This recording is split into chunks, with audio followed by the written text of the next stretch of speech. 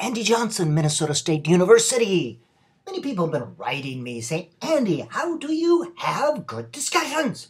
Short video on how to plan and have good discussions as part of your lessons or part of a post-reading activity. But first, why do we have discussions anyway?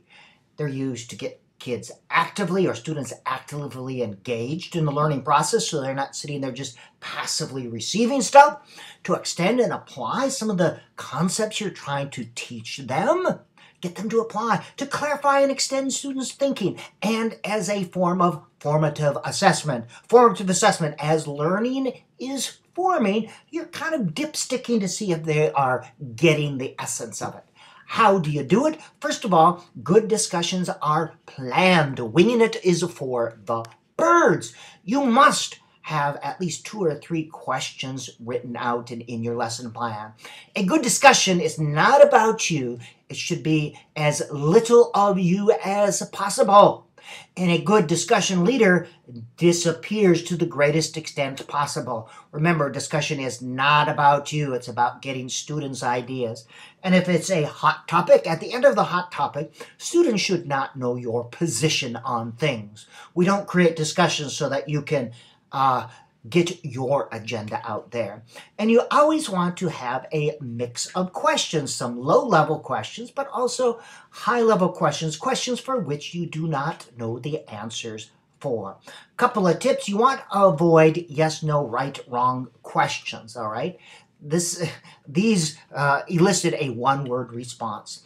And in the area of reading, you want to avoid questions like, how did you feel when? How did the character feel when? How did you feel when this happened? Again, that's a one-word response. I felt happy, I felt sad, bleh, I don't know. That means you always, always, always test out a discussion question on yourself. How would I answer it? It's very, very common to plan lame discussion questions. I've done it millions of times myself. The only way you'll get a sense of if your question is going to work or not in a discussion format is to say, how would I answer that question? Never ever simply tell a group or a small group, go back and discuss chapter 3. Not enough structure. You'll have chaos. They wouldn't know what to do. You want to be specific. Go back and identify 3 important ideas. All right, that is specific, or else give them specific questions to ponder.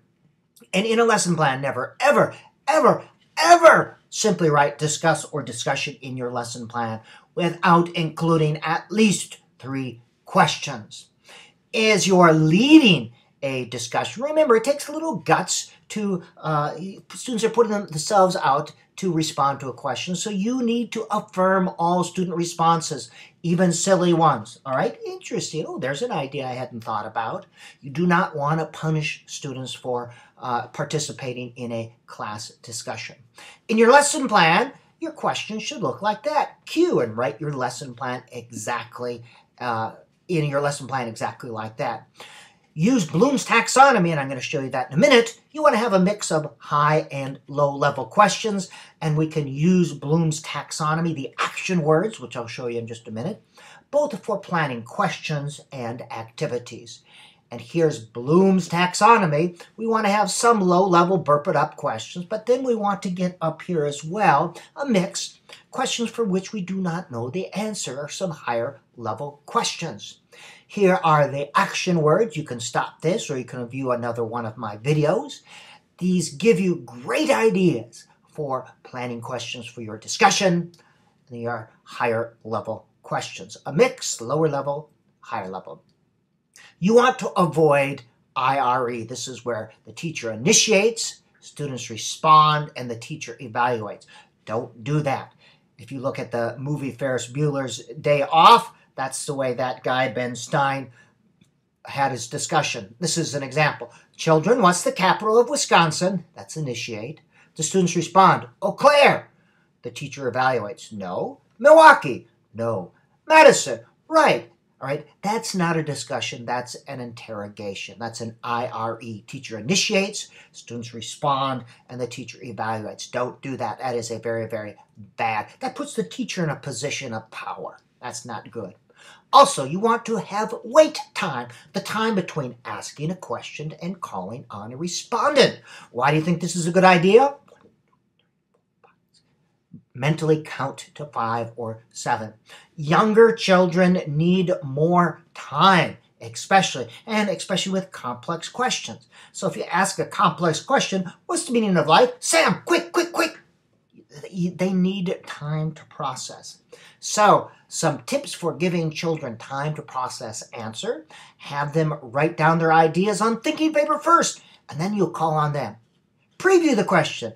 Boys and girls, I'm going to ask you this question in about 3 minutes, so start thinking about it now. Turn to your neighbor, share your ideas, and I'll be calling on people. Or have them kick it around in a small group before you call on individual people. All ways to give them time to process. Aesthetic response questions. Now this is more for reading, as a post-reading activity. These are questions, not detailed questions, but for which you respond aesthetically, the idea of it or the art of it. Now these are all questions that you could put on a board and students could respond in a discussion, or they could respond in their journal. Now here's the neat thing about these kinds of questions. Even if all students were reading a different story, they could respond to this in their journal. And regardless of students' ability level, they can all be successful at answering each one of these questions. It's all good. It is all very, very good. All right, short video on how to have effective discussions.